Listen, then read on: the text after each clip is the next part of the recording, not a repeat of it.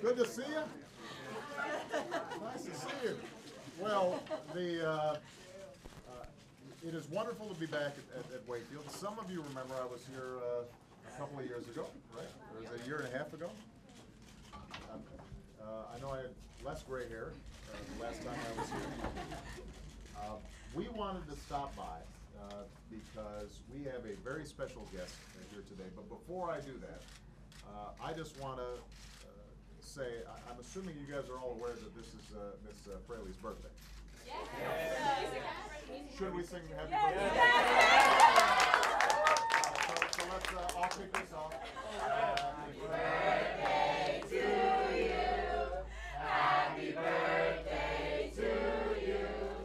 Happy birthday, dear Miss Fraley. Happy birthday to you.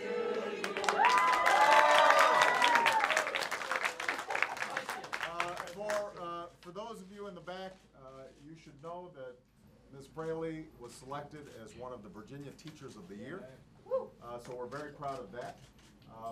I was just talking to her. It turns out that she's been teaching now for 10 years. Before she was teaching, she was a journalist, so she decided to make a change and get into something useful.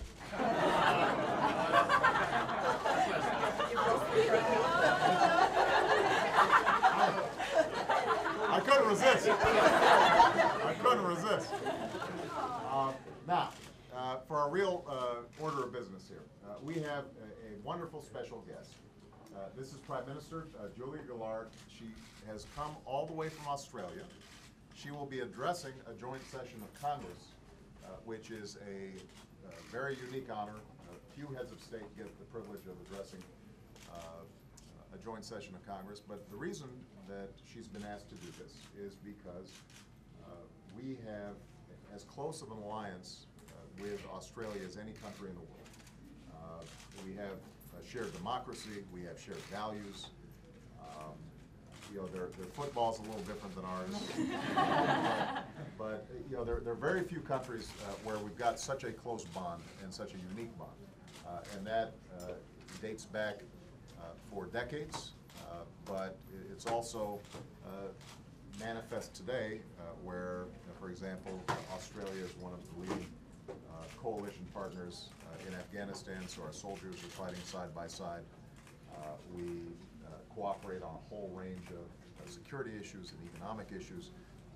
The reason we wanted to stop by a school was in part because Prime Minister Gillard used to be the Minister of Education in Australia, and so she takes a great interest in how our young people are developing and how we're preparing them for the 21st century economy.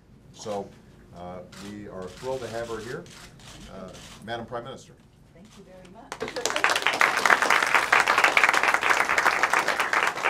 I was saying to the President as we came here that I've been to a Washington school before, or when I was in Washington and was taken to a school. It was actually a primary school, much younger children, and I was a few minutes into my address when one small boy turned to the small boy next to him and said, "Is she speaking English?" So, provided all of you understand me today, I'm going to count this as a success. But I thought I would come along today and just talk to you about Australia and actually start by asking you a few questions. Bit of a pop quiz about Australia. You're looking confident? You guys better be prepared. Okay. Don't embarrass Miss Fraley.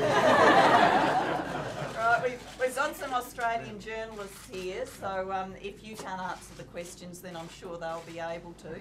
So, anybody got any idea the population of Australia?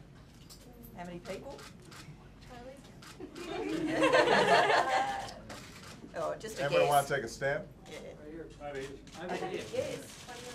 Oh, very close. Very close. 22 million. That's What, well do you have like an iPad over there? That was pretty impressive. Good job.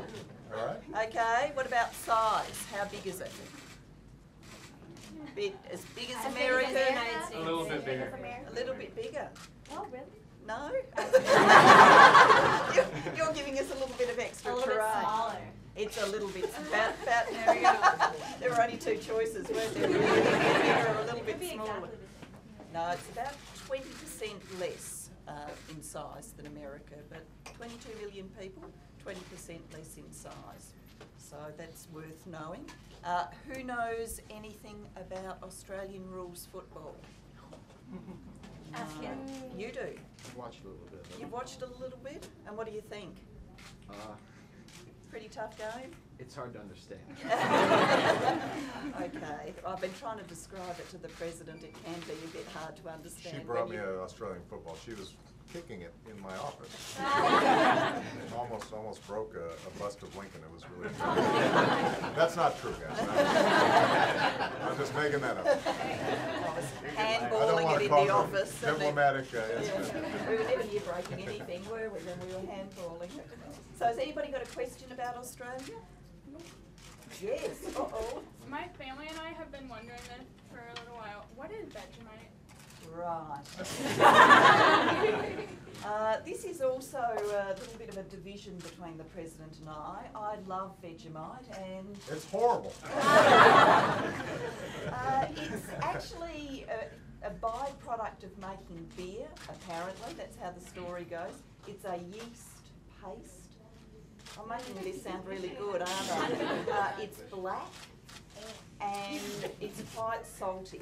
The beginner's error with Vegemite is to put too much on your piece of bread or piece of toast. You don't put it on like jam or anything like that. You've got to do it very lightly, spread it very thinly, and it's good. So it's like a quasi-vegetable byproduct paste that you smear on your toast for breakfast. Sounds good, doesn't it? We'll get some sent over, and you can have a try. It's addictive. Once you've had some when you were small, you will crave it when you're an adult. All right, fair enough. Yeah. You've got to start eating it when you're young, though. Other Australian questions? Yes. What's the biggest difference between Australian schools and US schools?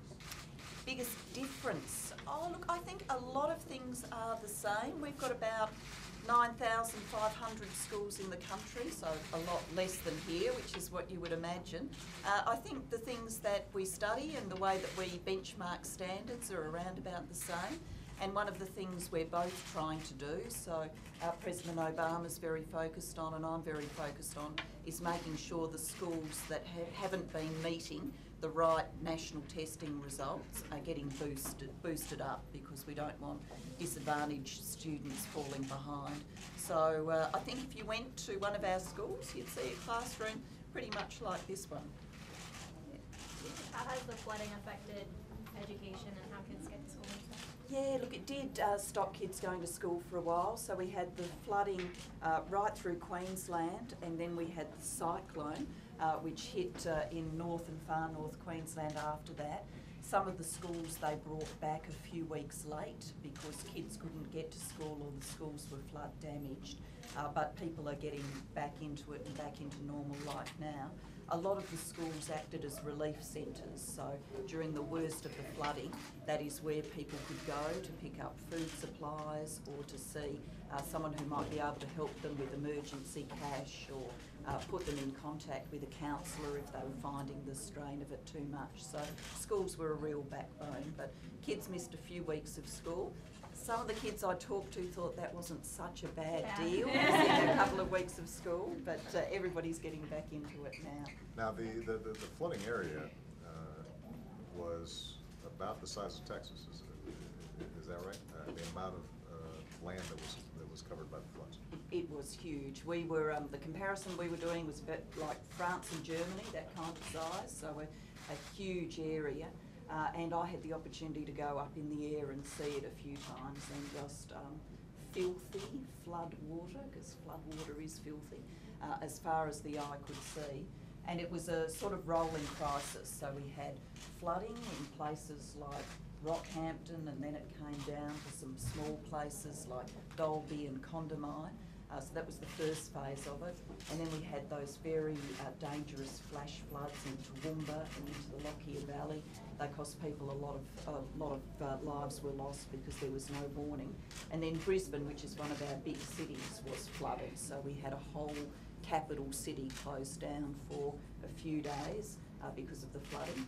And then when we gotten through all of that, then we had a Category 5 cyclone hit in the north and far north, and that caused a lot of devastation in places like Tully and Cardwell, which had been evacuated because the force of the cyclone was going to be so strong. So it's been a tough time, but Queenslanders particularly resilient sorts.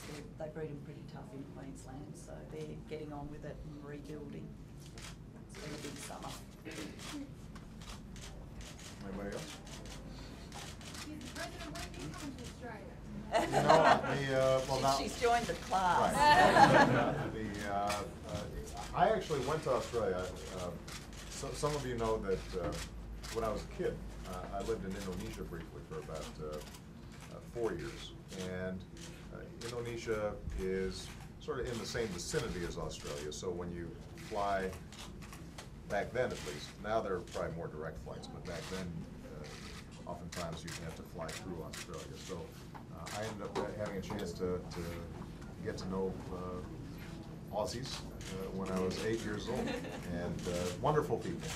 And very similar to Americans in the sense that very open, very friendly, partly because we were talking about this earlier, they have a similar sort of frontier spirit.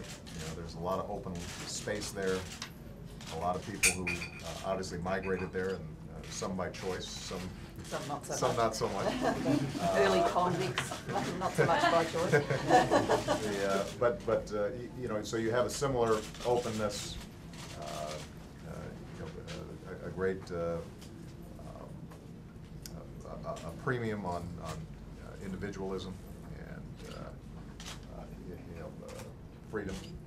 So there's a lot that binds our two countries together.